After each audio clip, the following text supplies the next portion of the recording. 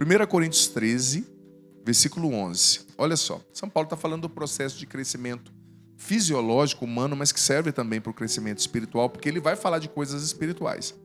Quando eu era criança, 1 Coríntios 13, 11. Quando eu era criança, falava como criança, pensava como criança, raciocinava como criança.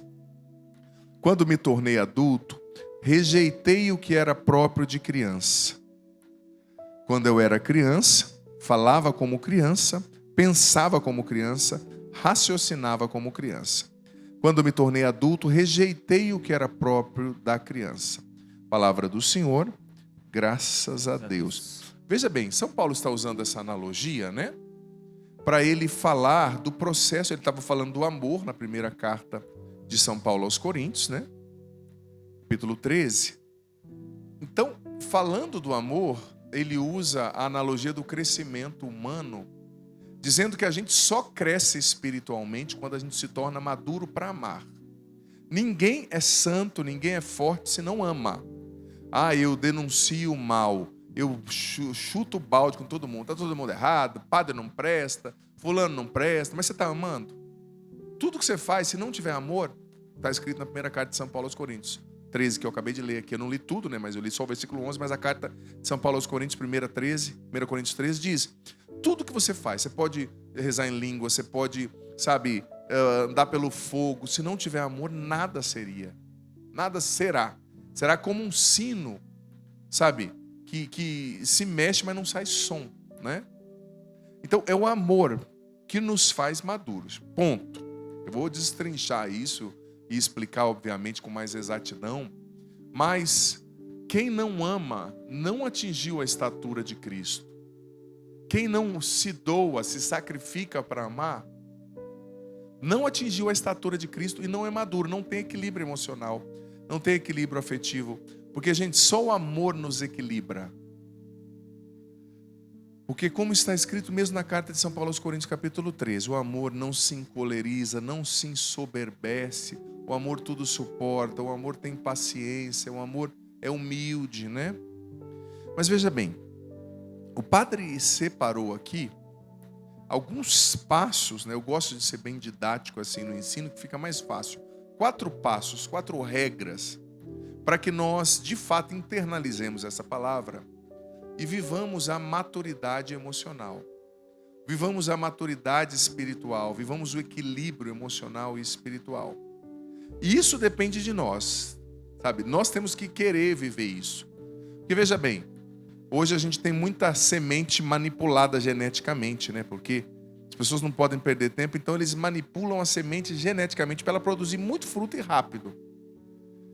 Mas você sabia que por mais que a semente seja manipulada geneticamente, se o terreno for muito ruim, não tiver os sais necessários, os minerais, a umidade, e não houver correção, né, com calcário, com outras coisas, a semente não produz fruto. Porque depende mais do solo do que da semente. E eu e você somos o solo, onde a semente da palavra é semeada, né? Então a gente tem que tentar corrigir essas rotas interiores, filho, filha, amado, amada, para que a gente amadureça e entremos na lógica de Deus. Então, o primeiro passo que é essencial, regra para que eu e você tenhamos equilíbrio emocional, equilíbrio espiritual. Isso todos os santos quase falaram. Sobretudo Santo Afonso Maria de Ligório, São João da Cruz, São Francisco de Assis, São Boaventura. A Bíblia diz: não seja escravo da sua vontade. É isso mesmo. Se você for escravo da sua vontade própria, da sua vontade, você não vai ter equilíbrio emocional, tá? Você não vai ter maturidade espiritual, psíquica e emocional. Por quê? Porque você já percebeu que a pessoa escrava da própria vontade é como uma criança. Você não faz o que a criança quer, ela surta, ela começa a chorar, ela começa a espernear, ela torna a convivência de todo mundo um inferno ali momentâneo, né? Mas é compreensível porque é uma criança. Agora tem pessoas que, me perdoem, crescem e continuam se comportando de maneira infantil. Por quê? Porque a pessoa é escrava da própria vontade. Ela não conseguiu fazer a abstração, né? O sacrifício de entender que nem sempre vai ser possível fazer a própria vontade. O livro A Imitação de Cristo diz, uma parte do livro A Imitação de Cristo, que uma das regras para você ter paz interior é você procurar fazer a vontade dos outros antes da sua. Olha só. Uma regra de abnegação. Porque veja bem, quando a gente só quer fazer a nossa vontade em tudo, isso gera desequilíbrio e briga. Sobretudo nos relacionamentos. Por quê? Porque quem é escravo da própria vontade acaba surtando e se desequilibrando quando contrariado, quando frustrado. Por exemplo, a mulher, vou dar o exemplo, esposa quer que a esfera seja desse jeito, que eles passem em tal posto, que tal dia seja assim assado. Quando alguém não faz o que ela quer, ela surta e estraga as férias de todo mundo. É desequilíbrio, é imaturidade. A mulher ou o homem, eu estou dando exemplo, né? Qualquer um dos dois pode cair nesse mal. A pessoa que é escrava da própria vontade, ela é imatura, ela é desequilibrada. Por quê? Porque quando não sai do jeito que ela quer, ela vira uma onça. Ela não tem humildade para acolher a realidade, o Deus que se manifesta nas realidades. Porque muitas vezes na vida nós vamos ser frustrados, direta ou indiretamente.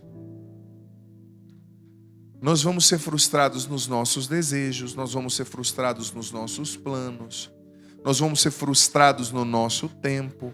Quantas vezes eu já havia concluído, sendo bem honesto com você, que era tempo de eu estar vivendo determinadas realidades, determinadas coisas, mas Deus não tinha decidido isso, né? Então quem sou eu para falar que o tempo de Deus é errado, né? Mas se eu não vou trabalhando o equilíbrio e a maturidade para lidar com essa frustração, eu surto, eu paro de rezar, eu perco a paz, eu me torno uma pessoa insatisfeita, uma pessoa intragável, que não é palatável, é difícil de conviver. A pessoa escrava da própria vontade, por mais que seja adulta, ela permanece infantil, criança, briga por tudo. Tem pessoas que brigam por tudo. Ela não sabe se sacrificar para fazer a vontade do outro.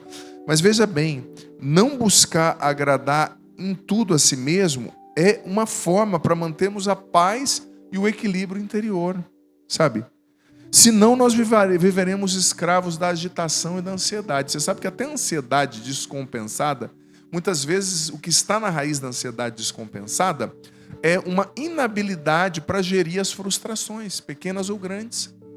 Uma pessoa que não sabe lidar com frustração é uma pessoa infantil. Ai, eu estou triste, eu quero me matar. Por quê? Porque as coisas não saíram do jeito que eu quero. Mas quem disse que tudo tem que sair do jeito que você quer? Com todo respeito ao seu sofrimento. Talvez você está num ponto da sua vida que você está frustrado, frustrada, porque você queria estar vivendo um tempo e Deus ainda não começou esse tempo. Você queria estar na primavera, mas Deus ainda está no inverno. Quem é você e quem sou eu para dizer que Deus está errado? Né? Abramos mão da nossa vontade. Santo Afonso Maria de Ligório dizia que nada rouba tanto o céu da gente como o apego à vontade própria. Esse era o termo que ele usava. É aquela pessoa excessivamente rígida. Eu digo que tem que ser assim e tem que ser assim. Mas é Deus que está no comando, não sou eu e você. E quando a gente não se auto-sacrifica para fazer a vontade do outro, a gente vive a idolatria da nossa própria vontade. A gente coloca o nosso querer no centro e tira Deus. Sabe? Então, não seja escravo da sua vontade. Saiba dizer não, saiba lidar com o imprevisto, com a frustração. Não queira controlar tudo, controlar os outros. Deixa Deus ser Deus. E não brigue com Ele. Eu queria estar no verão. Deus ainda diz que é tempo de primavera. Espera. Ele está preparando o melhor. Na hora certa vai acontecer. Como diz aquela canção que eu gravei no meu DVD, né? Deus não desistiu de você. Ele está preparando o melhor. Na hora certa vai acontecer. Segundo o conselho, segunda regra, para que a gente viva o equilíbrio espiritual, emocional, para que a gente não seja infantil. Saber contentar-se com aquilo que nós temos. Contentar-se com o pouco, com o necessário. Contentar-se com aquilo que nós temos. Padre, então eu não posso ter nenhuma ambição na vida? Não, existem ambições, né? É diferente da ganância, né? A ambição nem sempre é um pecado. Eu ambiciono me tornar um melhor padre, eu ambiciono me comunicar melhor, eu ambiciono talvez atingir mais pessoas. O problema é quando a ambição se torna uma obsessão, né? E a pessoa está sempre insatisfeita. Sempre insatisfeita. Sabe, essa insatisfação constante desequilibra a gente. Essa insatisfação constante, sabe, a gente começa a ver o que o outro tem e o que a gente não tem. Começamos a ficarmos infelizes, desculpa. A gente começa a ficar infeliz, começa a se queixar, começa a reclamar, porque a gente não se contenta com pouco, não se contenta com o que a gente tem, não se contenta com o necessário, está sempre faltando algo, né? Quantas pessoas que a gente vê que eram pobres, começaram lá de baixo, mas começam a conquistar um patrimônio e vão subindo o patamar, é mais viagem todo final de semana, é só comendo em restaurante, chega uma hora que quer subir tanto, nunca tá bom, né? O carro que tem não tá bom, quero outro, a viagem que tem não tá bom, aí a pessoa começa a ter que regredir. Por quê? Porque ela só quis subir, ela não entendeu. Chega uma hora que é bom usufruir do que a gente já tem. Talvez hoje você tenha pouco, você não foi viajar como você gostaria. Você queria ir para Paris e você foi para Aparecida, né? Aqui do lado. Aparecida do Norte, a gente brinca aqui, que é pertinho, né? Fulano quer ir para Paris, mas vai para Aparecida, né? Para Aparecida, que é pertinho. Mas enfim, talvez você tenha pouco, mas contente-se com o pouco. Celebre o pouco, celebre o necessário. Porque essa insatisfação constante, sabe? Ela não deixa a gente descansar, ela não deixa a gente ter paz. Isso está na raiz da ansiedade muitas vezes também, sabe? Nada tá bom, não, eu preciso ter mais. Claro, é bom você ter ambição, mas que sejam ambições sábias, não obsessões. Que a sua ambição não te impeça de celebrar o ponto no qual você está. Eu quero ser um padre melhor, mas eu preciso celebrar o que Deus já fez na minha vida. Esses meninos já são músicos maravilhosos, mas com certeza querem progredir, serem músicos melhores, mas eles têm que celebrar o que Deus já fez na vida de ambos também. A qualidade que eles têm, a excelência do ouvido, a percepção harmônica, sabe? É preciso celebrar, porque veja bem, esse não se contentar com a gente, sabe? Quem não se contenta com o pouco, com o necessário, perde a paz facilmente. Perde a paz facilmente. E quando a gente tem que regredir um pouquinho, né? Como eu falei da pessoa que vai subindo, chega uma hora tem que regredir. A pessoa entra numa tristeza profunda porque teve que regredir um pouco o padrão de vida. Ela nem voltou para a pobreza inicial, regrediu um pouco, mas surta. Por quê? Porque não sabe se contentar com o necessário. Essa insatisfação constante não é sábia, não é de Deus, não é importante, não é inteligente, melhor dizendo.